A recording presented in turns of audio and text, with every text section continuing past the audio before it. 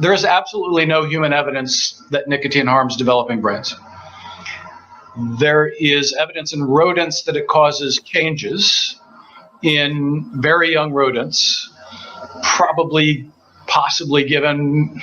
So it's very hard to find what's a comparable dose of nicotine that comparable to what a human would receive, and then give that to a mouse. But in rats, there are changes in the brain, measurable changes, and the changes, it turns out, they're comparable to the same kind of changes you would get from caffeine. But nicotine causes changes in young rat brains.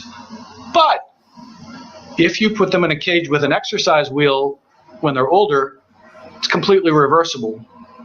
Changes go away. They become just like a normal rat.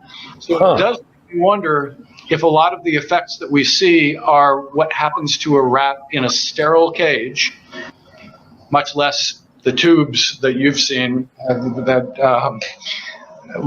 those photographs look horrible. But,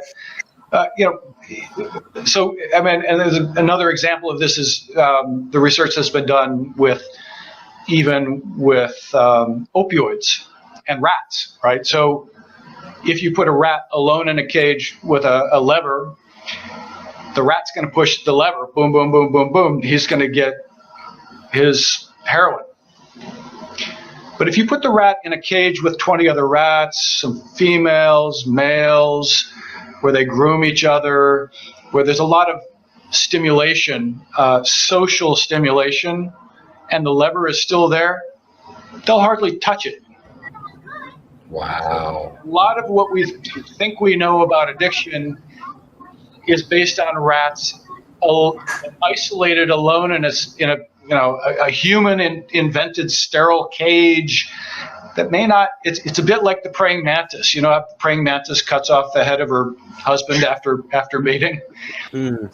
They don't do that in nature. They only do that if they're stuck in a jar.